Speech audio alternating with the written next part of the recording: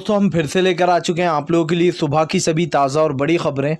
एक एक कर आपको सारी खबरों की जानकारी देंगे आज देश दुनिया में क्या कुछ हो रहा है। दरअसल दोस्तों सबसे पहली जो बिग ब्रेकिंग न्यूज़ आ रही है, आपको बता दें दोस्तों, गुजरात के दौरे पर राकेश टिकैत बोले फिलहाल ये सरकार नहीं, जी ये किसान विरोधी सरकार है और जब तक कि हमारी मांगें नहीं मानी जाएंगी तब तक पूरे देश के चक्कर लगाते रहेंगे। जी हाँ, इसके बारे में आपको विस्तार से बताएंगे। वहीं पर दोस्तों अगली बिग ब्रेकिंग में हम आपको बताएंगे, जी हाँ दरअसल आप लोग बता दें, शिवपाल यादव का मोदी सरकार पर बड़ा हमला। जी अब बोले भारतीय जनता पार्टी को उखाड़ कर फेंकेंगे, ये मुस्लिमों के खिलाफ है, ये देश के किसानों के खिलाफ है, ये युवाओं के खिलाफ है और इसीलिए जो है पूरी तरीके से आपको बता दें पंचायत चुनाव में भी सफाया करेंगे। शिवपाल चाचा ने बोल दिया, यानी कि अब की बार अखिलेश यादव भी उतरेंगे मैदान में। इसके बारे में भी आपको विस्तार से बताएंगे। वहीं पर दोस्तों अगली बिग ब्रेकिंग में हम आपको बताएंगे, जी हाँ राहुल गांधी का मोदी सरकार पर बड़ा हमला। बोले फिलहाल ये सरकार जहां पर भी बीजेपी की सरकार नहीं होती वहां पर ईवीएम और सीबीआई का दुरुपयोग करती है। सोचिए दोस्तों, दुरुपयोग किया जाता है। इसके बारे में आपको विस्तार से बताएंगे। वहीं पर दोस्तों किसान नेता राकेश टिकैत का बड़ा ऐलान। जी हाँ, बोले फिलहाल किसान इसी तरीके से चलता रहेगा। जी हाँ, फिलहाल इन हमलों से डरने वाले नहीं है। इसके बारे में भी आपको बताएंगे।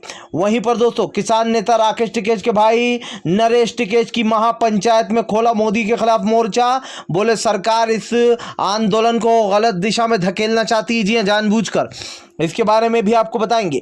वहीं पर दोस्तों अगली बिग ब्रेकिंग में हम आपको बताएंगे, जी हां दरअसल आपको बता दें, ममता दीदी का मोदी सरकार और मोदी और शाह पर बड़ा हमला। बोले यूपी और बिहार से गुंडों को ला रहा है यहाँ पर। जी हां, गुंडों को फिलहाल यहाँ पर रहने नहीं देंगे। इसके बारे में आपको विस्तार से बताएंगे। वहीं पर दोस्तों अगली बिग ब्रेकिंग में हम आपको बताएंगे, जी हां दरअसल दोस्तों आप लोग बता दें बुरी तरीके से फंस गई भारतीय जनता पार्टी। आपको बताया दोस्तों किसान नेताओं ने बड़ा ऐलान कर दिया, यानी कि अब दोस्तों पूरी तरीके से जो है यहाँ पर भाजपा का अंत करेंगे। आपको बता दें अब जल्दी जो है यहाँ पर संसद का घेराव करने वाले किसान। इसके बारे में भी आपको विस्तार से बताएंगे। वहीं पर दोस्तों दरअसल मुसलमानों से भिड़ना पड़ गया नरसिंहानंद को भारी। जी हाँ, हुजूर को एक वीडियो में दोस्तों मोहम्मद पैगंबर साहब को गाली देता हुआ नजर आ रहा था। यह भाजपा का संगी, इसको लोगों ने धर लिया। आपको बता दोस्तों इसके खिलाफ अब एफआईआर दर्ज कर दी गई है। जी हां, भावनाओं को, मुस्लिमों की भावनाओं को दोस्तों भड़का रहा है एक तरीके से अंधभक्त। इसके बारे में भी आपको विस्तार से बताएंगे। वहीं पर दोस्तों अगली बिग ब्रेकिंग में हम आपको बताएंगे, केजरीवाल का मोदी सरकार पर बड़ा हमला। बोले जो किसान विरोधी है वो देश का सबसे बड़ा गद्दार है और मैं किसानों के साथ हूं और जो किसानों के साथ नहीं वो देश का गद्दार है। अगर मुझे कुछ भी जो है यहाँ पर देनी पड़ी, इसके लिए बलिदान देना पड़ा तो मैं दूंगा। इसके बारे में भी आपको विस्तार से बताएंगे। वहीं पर दोस्तों खट्टर सरकार की निकल गई सारी हेकड़ी। बोले अब जब तक सब लोग एक नहीं हो जाएंगे जब तक मैं अब किसी भी कार्यक्रम में नहीं आऊंगा। दरअसल दोस्तों खट्टर को लोगों ने, जब गांव वालों ने जमकर दौड़ाया, अब खट्टर की आंखें खुल गई हैं। इसके बारे में भी आपको विस्तार से बताएंगे। वहीं पर दोस्तों अगली बिग ब्रेकिंग में हम आपको बताएंगे, जी हां दरअसल दोस्तों आप लोग बता दें, जबरदस्त तरीके से राहुल गांधी का जो यहाँ पर चुनाव आयोग पर बड़ा हमला। जी हां दोस्तों, कमीशन आयोग की जगह दोस्तों राहुल गांधी ने कह दिया, जी हां कमीशन, बस इतना लिख के राहुल गांधी ने बेसिकली दलाल बता दिया है पैसों का कमीशन आयोग को। कमीशन मीन्स दोस्तों पैसा, सिर्फ कमीशन लिख के राहुल गांधी ने एक तरीके से जो चुनाव आयोग पर निशाना साध दिया, यानी कि एक तरीके से भाजपा का दलाल बता दिया। इसके बारे में भी आपको विस्तार से बताएंगे। तो सारी खबरें एक एक कर देंगे। फिलहाल खैर चलिए बढ़ते हैं सबसे पहली और सबसे बड़ी खबर की ओर। दरअसल दोस्तों आप लोग बता दें, लगातार तीनों कृषि कानून को लेकर किसान और सरकार के बीच में बात बनती हुई नजर नहीं आ रही। वहीं दूसरी तरफ दोस्तों आपको बता दें, किसान नेता राकेश टिकैत गुजरात पहुंच चुके। उनका कहना है कि फिलहाल 2 दिन के दौरे पर है। किसान नेता राकेश टिकैत ने साफ कर दिया, बोले फिलहाल भाजपा कहती है ना कि यहाँ तो चुनाव है इसलिए यहाँ जाना है, तो अब हम गुजरात में आ गए। अब गुजरात में आए हैं तो कह रहे हैं कि गुजरात में क्या करने आए। राकेश टिकैत ने कहा पूरे देश में जाएंगे, जहां जहां किसान हैं वहां जाएंगे। क्या गुजरात में किसान नहीं है? क्या बंगाल में किसान नहीं था? जहां जहां भारतीय जनता पार्टी के चुनाव होंगे वहां भी जाएंगे, लोगों को जागरूक करेंगे, उनसे पूछेंगे। कि उन्हें एमएसपी मिल रही है या फिर सरकार सिर्फ जो है दोस्तों कहीं ना कहीं सिर्फ गोली दे रही है। इसके बारे में राकेश टिकैत ने दोस्तों साफ चेतावनी देते हुए कहा है कि फिलहाल सरकार जो है यहाँ पर जिस तरीके से भी कर रही है, जिस तरीके से हमलेबाजी हो रही है, उसको लेकर भी राकेश टिकैत ने कहा कि फिलहाल ये सब कोई डराने की ट्रिक काम नहीं करेंगी हम पर फिलहाल। खैर चलिए हम बढ़ते हैं और अगली बिग ब्रेकिंग की तरफ। बता दोस्तों अगली जो बड़ी खबर निकल कर आ रही है, अरविंद केजरीवाल का मोदी सरकार पर बड़ा हमला। बोले जो किसान विरोधी है वो देश का सबसे बड़ा गद्दार है। जी हाँ, और मैं देश का गद्दार नहीं, क्योंकि मैंने ये भारतीय जनता पार्टी की सरकार किसानों को जेल में डलवाना चाहती थी, मैंने रोका दिल्ली के में आदेश देकर। लेकिन दोस्तों आपको बता दें केजरीवाल का कहना है कि फिलहाल सत्ता के साथ भी दुरुपयोग कर रही है सरकार।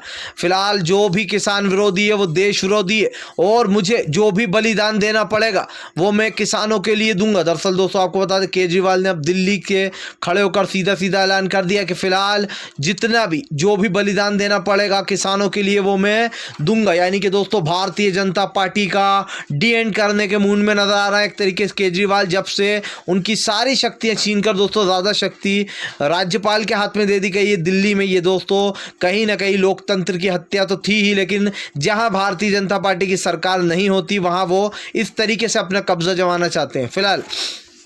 खैर चलिए हम बढ़ते हैं और अगली बिग ब्रेकिंग की तरफ। बता दो अगली जो बड़ी खबर निकल कर आ रही है, यकीनन नरसिंहानंद को मुसलमानों से पंगा लेना पड़ गया भारी। जी हाँ, दरअसल दोस्तों आप लोग बता दें एक वीडियो में ये नरसिंहानंद जो है ये पैगंबर मोहम्मद को गाली देता हुआ नजर आ रहा है। जी हाँ, सोचिए दोस्तों ये लोग जो कि हिंदू मुसलमान के नाम पर नफरत फैलाते हैं, और इस जैसे दो कोड़ी के लोग जो कि सिर्फ हिंदू और मुसलमान के नाम पर लड़ाइयाँ करवाना जानते हैं। अब इसके खिलाफ दोस्तों आपको बता दें आम आदमी पार्टी के अमानतुल्लाह खान ने जो यहाँ पर एफआईआर दर्ज करा दी कि फिलहाल मुसलमानों की भावनाओं को ठेस पहुंचा रहा है। जी हाँ, यकीनन नरसिंहानंद आपको बताया दोस्तों इसने एक दिन पे इससे पहले भी एक बयान दे चुका है जिसमें इसने आपको बता दें एपीजे अब्दुल कलाम साहब पर निशाना साधा था, जिनको हर कोई आज भी याद करता है।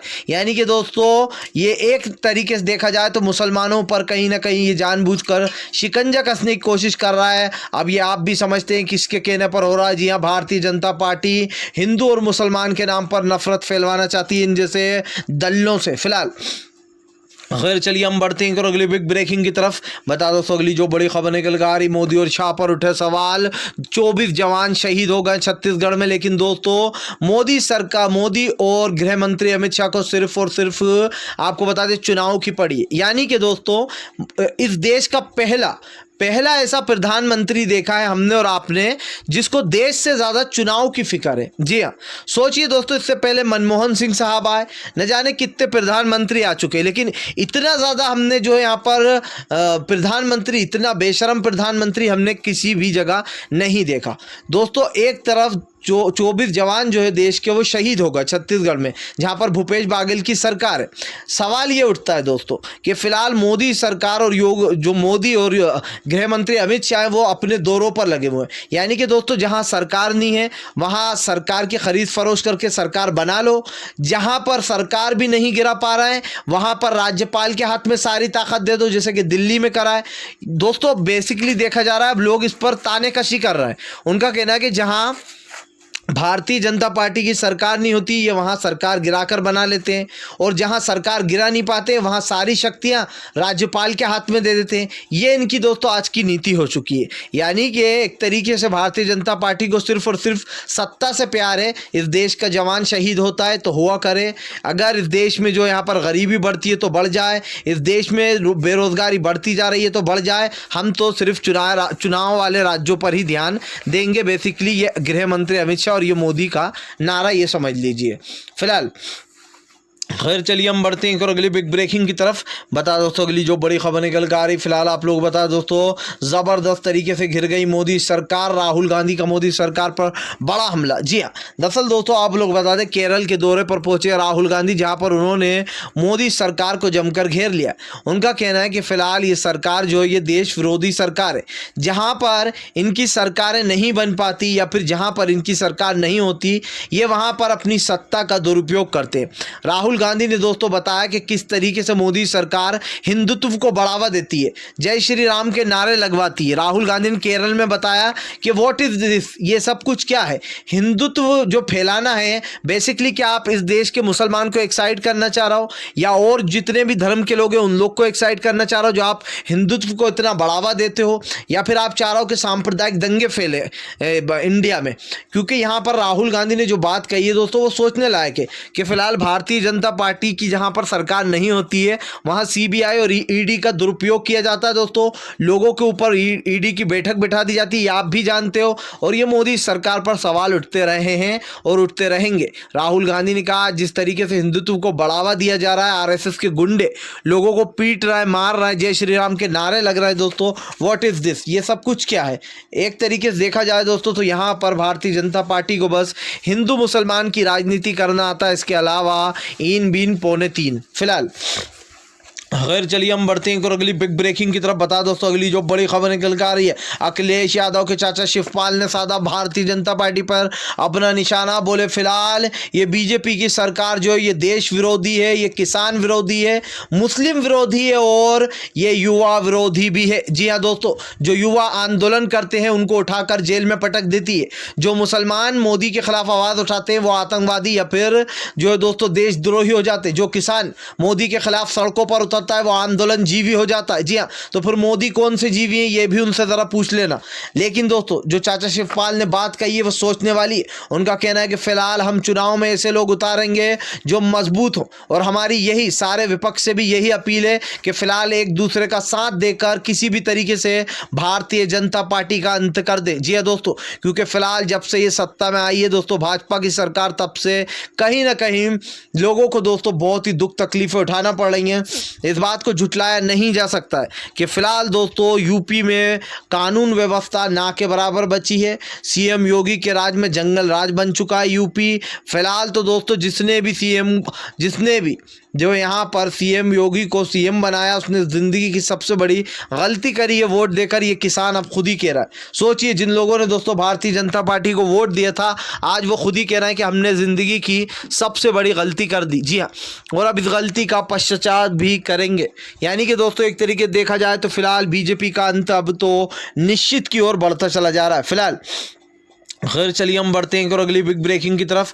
बता दोस्तों अगली जो बड़ी खबर निकल कर आ रही, ममता बनर्जी का मोदी और शाह पर बड़ा हमला, बोले सिद्धि गेट है। जी हाँ, सिंधी गेट है, ये दोनों यूपी और बिहार से गुंडों को ला रहा है, इसको दूसरा गुजरात बनाने की कोशिश कर रहा है। दरअसल दोस्तों आप लोग बता दें रैली के दौरान ममता बनर्जी जमकर भड़की मोदी और शाह पर, बोले फिलहाल ये दोनों सिंधी गेट है और सिर्फ बिहार और यूपी से तिलकधारी गुंडे पकड़ के ला रहा है, जो कि यहाँ पर भी दूसरा गुजरात बनाने की तोहमें। दरअसल दोस्तों आप लोग बताते मंमता बनर्जी के राज में बंगाल बढ़िया चल रहा है। जी हाँ, और ऐसे में दोस्तों शांति है। लेकिन मैं लिख के दे दूं दोस्तों, जिस दिन भारतीय जनता पार्टी की सरकार आ जाएगी यहाँ पर, उस दिन इस राज्य की बर्बादी तय है। क्योंकि जहाँ जहाँ बीजेपी की सरकार है दोस्तों वहाँ वहाँ इनके खिलाफ आंदोलन होते हैं, सड़कों पर लोग उतर जाते हैं, जिसके बाद उन गरीब लोगों की जानें चली जाती हैं दोस्तों, जो बेचारे कहीं ना कहीं एनआरसी CAA जैसी चीज़ों का विरोध करते हैं, और सरकार उनको देती क्या है दोस्तों, इनाम में गोली दे देती है। जी हाँ,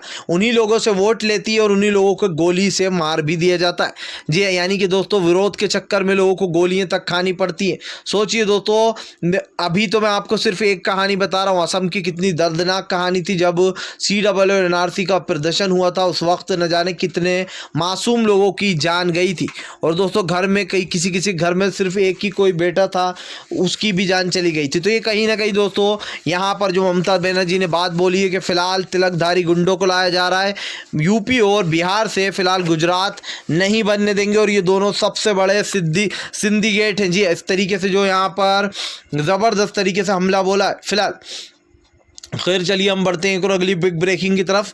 बता दोस्तों अगली जो बड़ी खबर निकल कर आ रही है, आपको बता दें राहुल गांधी का कमीशन आयोग पर दोस्तों बड़ा हमला, एक तरीके से बता डाला भाजपा का दलाल। जी हाँ, दरअसल दोस्तों आप लोग बता दें कमीशन आयोग की जगह राहुल गांधी ने सिर्फ कमीशन लिख दिया, मतलब कि कमीशन लेकर भाजपा का काम करता है चुनाव आयोग, और बेसिकली दोस्तों यहाँ पर दलाल बता दिया। दरअसल दोस्तों जो एक पत्र जारी किया गया है, जो EVM पकड़ाई गई थी असम से, जिसके बाद जो पत्र में बताया गया है किसने बताया दोस्तों? चुनाव आयोग ने। और ऐसी बचकुंडी बातें बताई हैं दोस्तों जिसको पढ़कर लोग की देश की जो जनता है वो भड़क रही है कि चुनाव आयोग फिलहाल भाजपा का साथ दे रहा है। आपको बता दें दोस्तों, चुनाव आयोग का कहना था कि वहां पर सडनली गाड़ी बंद पड़ गई।